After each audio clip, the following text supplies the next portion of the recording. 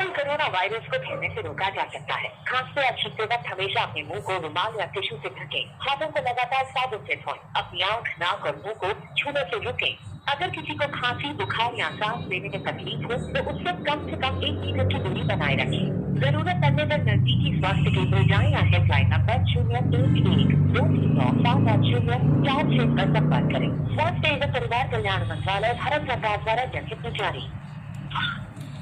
तो आपने सुना, हम आज से जब भी किसी को भी अगर कॉल कर रहे हैं, किसी को भी फोन कर रहे हैं, तो हमें सबसे पहले खांसने की आवाज आ रही है। इस आवाज को सुनकर कई लोग चौंक जाते हैं, कई लोग डर गए होंगे कि आखिर ये आवाज हमारे फोन में आ कहां से रही है, और ऐसा करके लोग फोन काट रहे होंगे। लेकिन थोड़ा संभलिए, फोन काटने से पहले वो क्या बोल रहे हैं ये पूरा सुनिए।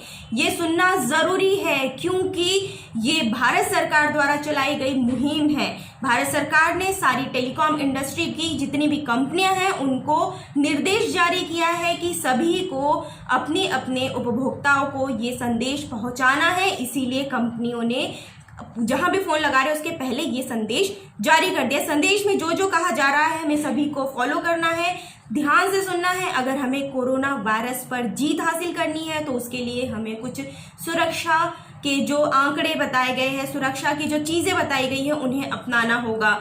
खांसने, जब भी आप खांसते हैं या छींकते हैं तो रुमाल या टिश्यू पेपर का यूज करें। अगर ये दोनों नहीं है तो अपने हाथ को ऐसे घुमाकर आप छींक सकते हैं, लेकिन हथेलियों का यूज ना करें। ज्यादा से ज्यादा हो सके हाथ को अच्छे से साबुन से धुले। अगर पानी नहीं है तो आप सैनिटाइजर का भी उपयोग कर सकते हैं।